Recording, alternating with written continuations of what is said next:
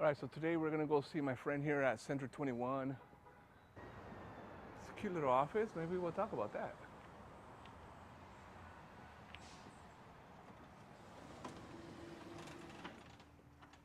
Yeah, what's going on, brother? Is Mark Anthony available? Mark Anthony. Yeah, Let me come before you. you got it. Thank you, man. As you can see,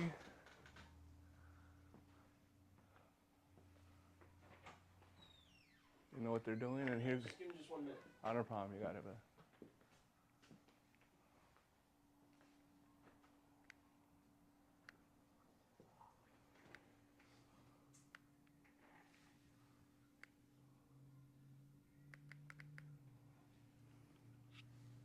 The Yeah. rates are starting to go down. Yeah. You know what I mean? So all those little things they start to matter when you're talking about $1 million home.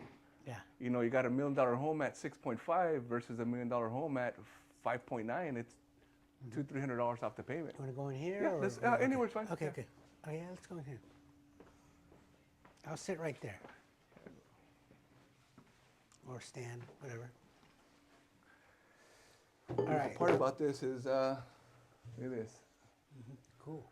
You know, so that's kind of what I want to talk about. Is we got a lot of people right now that are considering waiting. I spoke to a lady, and as a matter of fact, before I came over here, I spoke to this lady, and I've been working with her for about a year and a half already, and she's still on the same thing. Like, oh, well, the rates are going to go down, but they're going down. I want to know how you introduce the mindset of it's either now when the rates are decent and the prices are decent, or when you're competing with 20, 30 people for the same house because the rates drop and then the prices go up. We saw that 19, 21, 22, 23. We saw the rates, or 22, rates all the way down, and then. Let me ask you this. Go. When you say all the way down, where did they go? Well, at that time, somewhere they'd never been at. The one at 1.9, 2.2, right. 3%. Yeah. So why would a seller want to sell when they got 2% interest rate? Oh, yeah, definitely. Yeah. But there's ways around that. There really is. There's these buy down loans that you can do. Right, Because right. it's not going to stay like that forever. Right. We saw 7.9, 7, now we're at 6, and it is. But they got to do it slow. You know why they got to do it slow. Yeah, of course, right? of course, yeah. So now when today's market, you're talking about buyers and sellers, right? So with the buyers, your question? So the buyers, they always say, okay, well, like right now, the lady that I'm talking to, right, in specific, she says, well, I'm going to wait till the rates drop a little bit more. I said, well, we've been working when it was 7.2, 7.3. That's what she had a pre-qual at. Now she's at somewhere like just under 6, above 5.5%, somewhere around there, right? Depending on the day we close. But they're still thinking the rates are going to drop because when they saw the rates go down, people are still thinking they're going to go down to 3, 4.5. Yeah. But we know that's not necessarily a possibility. Right. So how I'm getting my buyers on that is like when I touched a little bit about it, was that buy down. The buy down, right? So if you can do 2-3 years, right? Get them into the property. Right. And then, historically it's always gone up. Right, So yeah, you they can can- always refi later. Right. But to get the buyer that's on that fence because of the interest rates, the really only solution is if it organically drops to 4 or 5%, or the buy down. The buy down. And here's the other question. The other question would be like, that person that's waiting. Let's say we wait, right? Now we waited for the rates to go down, and you're gonna have. I mean, you see how many people you have a line of people out there trying to buy the same house because now they qualify for something that they didn't before, or their payment's gonna be lower. They can afford a home that they couldn't afford before with the 6.5%. Yeah. So I'm seeing that. I've seen that where we go and make an offer on a property, and we get beat out just because there's more buyers. So when there's more buyers, obviously the seller's going to benefit. Let's talk about the sellers for a minute. Sellers, the last 4 or 5 years, have been like highest and best, driving the market up. But then what happens? It peaks and it stays there. So when I sit with a seller and a buyer, I do the trend.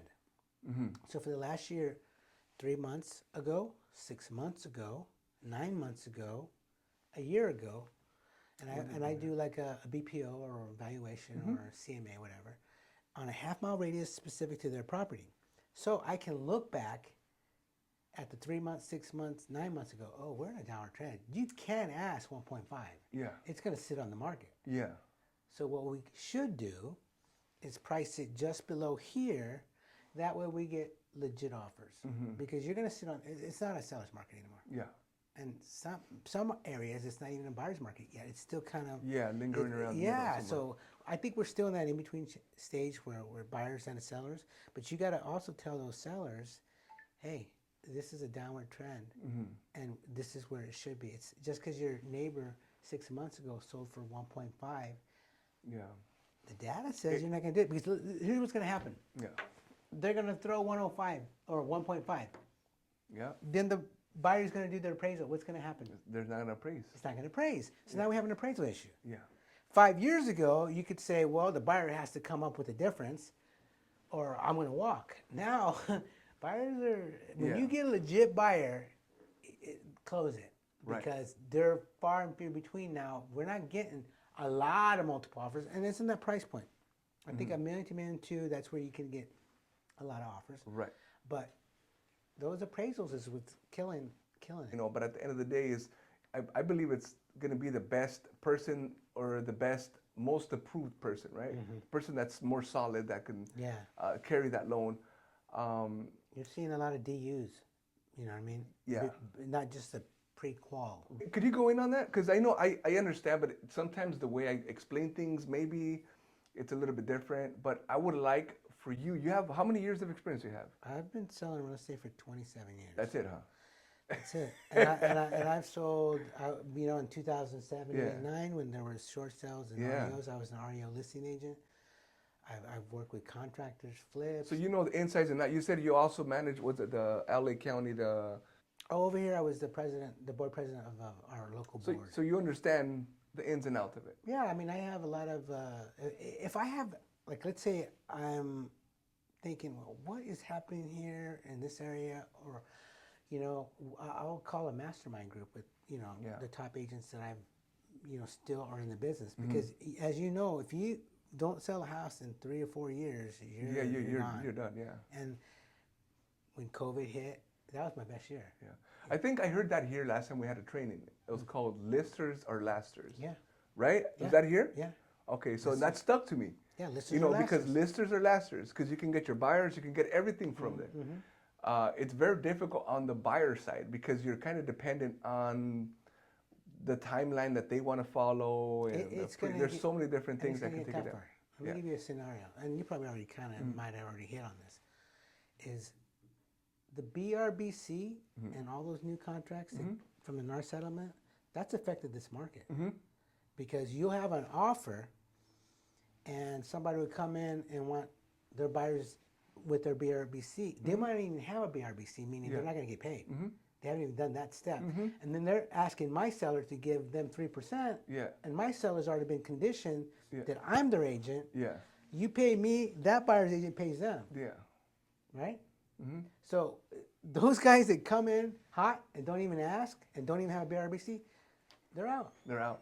And then with that same mentality, you know, I mean, there's a lot of people that I've talked to that are kind of hesitant to sell, right? Let's say they're kind of on the fence of selling, but then you hit them with, you know, the seller's fees and then the buyer's fees, and they want a concession, and then help me with the buy down, and all of a sudden, instead of making $100,000 profit on that property, they're walking out with like $20,000. You know what I mean? Yeah, so, well, you know what I've noticed that some agents don't do, and that's disclose.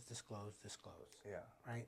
So they'll hide behind whatever, not disclose that. So when you sit down with a buyer or a seller, Fidelity has great apps, by the way, for this.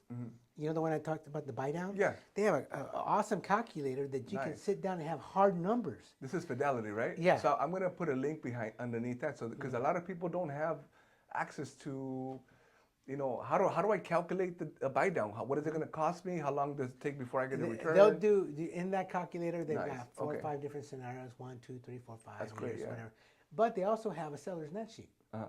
So I'm sitting with a seller, and they're arguing about, not arguing, but they want my Going commission. back and forth, yeah. right? So I always say to the seller, well, I'm worth 3% on my side of the commission. What do you think the buyer side's worth? Mm-hmm. And they're either going to say 1, 2, 3. Recently, they were saying 0. Mm-hmm. So I had to take a 3% listing, knowing I'm going to get paid, but the buyer should already have that in check. Right. But I'll sit down and I'll do a net sheet for 3% Mm-hmm. versus the 6%. So the net comes out different. It's on paper, and it's not going to be 20 grand because we've already taken that out of the equation. And they already know what it is. But if you just kind of eyeball it or just wing it with the math, they're not going to appreciate that. Yeah. And they can sit down, and you can go on, again, that Fidelity app, seller's net sheet, different price points. 1.3, 1.2, 1.1, 1.3 with 4% commission, 1.3 with 2%, 3%. And then, you know, And you won't everybody have an knows what's issue. going on. There's no issues at the close. Yeah, so why would you want to even like go to that, you know, keep going all that steps and even dangling the carrot on selling when you haven't even done that step first? That's the most important step. Yeah, and with the carrot, with the analogy with the carrot, right? You're dangling that carrot in front of yourself because you don't know whether it's going to close or not. Yeah. Because the buyer might have an idea that they haven't been disclosed. The seller might have a little bit of questions, and everybody's going to come down to the close like, wait a minute, this is not what I'm agreeing to. And then somebody's going to lose. Somebody's going to pay for that. Well, let me tell you, I've sat down with for sale by owners, regular owners, or hardship owners, divorces and whatnot.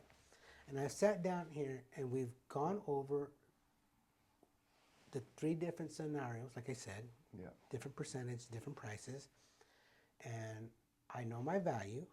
And as a listing side, I'm worth 3. And at the very end, if I presented all that in writing, gone over the different scenarios, and they're still trying to haggle for percentage or like, you know, I'm only going to make that, then I say to them, truthfully, then maybe it's not time for you to sell. Yeah. And I actually walk away. Half the time, they'll reach back because they talk to other agents. And they recognize the value. Or we'll go ahead and do the deal. But if you don't put everything out there, and with me, 27 years of business, when I get this position with the seller myself, it's a referral. Yeah. I don't necessarily do all the other things that new agents have to do because I get a random call. Hey, I'm so and so's cousin's brother's neighbor. I understand you're in real estate. You've sold their house on Mayberry. Can you help me? Yeah. And I get text message, social media, all that. Yeah. And I don't. It's better than just a cold call or a cold lead where we're sitting hard numbers with someone I barely know. Yeah. Okay, that's good because so that's one of the scenarios that I have right now. Actually, so the lady that I just presented, she wants to sell, but then at the same time, she wants to buy, but at the same time, she's like just kind of hesitant. You know what I mean? And I think maybe that's where I got to step in and build the value that I bring because she does want to buy. She does want to buy, and she's been just a little hesitant for over a year now because rates. But the rates, rates are like I was saying, I just got a quote for a customer, 5.5 to 5.7. That's good. They were at 7.2. People were buying the same house, right? So now, obviously, some people could get a little better rate or whatever it might be, but that's kind of the deal that I'm working with. Well, that's the first step. Yeah. You know what's the second step going to be? It's even tougher. What's that? Is when you have a contract on your iPad or a hard copy, whatever, and you have to go with the big 5. Yeah. What's the big 5? When I sit with my buyer after I've done that step and we come here, I tell them I only work with 4 buyers a month. That way I give you all my attention. And we got to work on the big 5. And the big 5 that we're going to do is the 5 things that are going to help you help me to get your offer through. First one is the price. You have to do the starting bid. If it's $1 million, you have to offer $1 million. You can't go 980 right now. Deposit, you got to go at least 3% deposit, right? the 1% or the $1,500 deposit, there's no skin in the game. Yeah. Right? Yeah. So I got to make sure they have 3%. So 3% of a million, this is where I have to come Jesus with them. You better have that because we're working on the big 5, down payment. Yeah. 3.5% down, 5, 10, or 20%, which one's stronger, right? Yeah. Then let's say escrow time. You could do one in 21 days. He can do it in 30 days. Which one's better for the seller? The faster, the closer. And lastly, Yeah. right, of the big 5 is contingencies. How many can you remove? Well, they got a DU, right? That means we can remove the loan contingency. We know that we've priced it right. We can remove the appraisal contingency. Right. Even if we had that come to Jesus meeting again, where like if it doesn't appraise, we have to do this, right? And what else? As is, right? As is. You can always go back on your physical inspection and claim health or safety. Of course. Right? Yeah. So if you can remove as many contingencies as you can, have a short escrow, right? Bigger down payment, bigger deposit, and at least starting, you've got the big 5. But if we already are meeting right now and you've had the discussion with your buyer, we got to work on those big 5. Yeah. But then we sit here and we're writing an offer and they go, oh, let's go 980. Only got $1,000 deposit. I want to keep all my, and my lender can do it in 60 days because I have to sell something, or you're not a real offer. It's not a real buyer, Yeah. Come back when you're ready to buy. Exactly. And sometimes you have to cut them. And you know what always happens? They come back and they tried it with somebody else and they've lost. And God, Mark Anthony was right. Yeah. I keep losing because of the big 5. Yeah. So improve on the big 5. Improve on your skills as an agent to work with your buyer to get the big 5. And even if you get 4 out of 5, that's not bad. 3 out of 5, you may or may not get it. But if you're just dealing with one, you go. Let me ask you this, right? Mark, what would be if you had to give away 2 of those top 5 that we talked about, right? Which one of the 2 do you think are the ones that carry the least weight? Although they're the big 5 because they all carry the same weight, but what would you say would be the best ones to remove? As far as, I guess it all has to do with client for client, right? Individual scenarios, but what would you say? Okay, well, let's start here. Like Mark, the price is high. I have a little bit of down. I want to wait a little bit of time, and you say, well, you know what? We got to do all of these, but we can work on these 2. Which one would you say those are? I think the down payment and the appraisal work hand in hand. Okay. Why does that happen? Because if I'm putting 25% down, it only has to appraise in the loan of what's the remaining, right? But if I only put 3.5% down, it's going to have to appraise a little bit higher. Right. So those 2 work in hand. But if you have like 10% down, then you can remove the appraisal contingency because you got enough down. Yeah. And the as is, sometimes you can they're going to be a little sketchy on that sometimes. Yeah. But truly, everybody that's putting everything on the market, they've done their homework and they've seen what the house looks like. The things you can't see is like mold and structural. Yeah. And again, that's health and safety. You couldn't see it, so you can't ask for it. But initially, you can take off the as is. Yeah. But they love it. Sellers love when. Of course. Yeah. I want to sell as is. Yeah. I'm not doing anything. Okay. All right. That's fine. But I would think price is probably the most important. Okay. Because you, as a buyer, have done your due diligence. You are within your price range. The seller is going, okay, well, here's the minimum, here's the maximum. The price is usually the price. Yeah. It's going to vary a little bit over, a little bit under. But the price, you try not to. Yeah, and that's the thing. A lot of people think that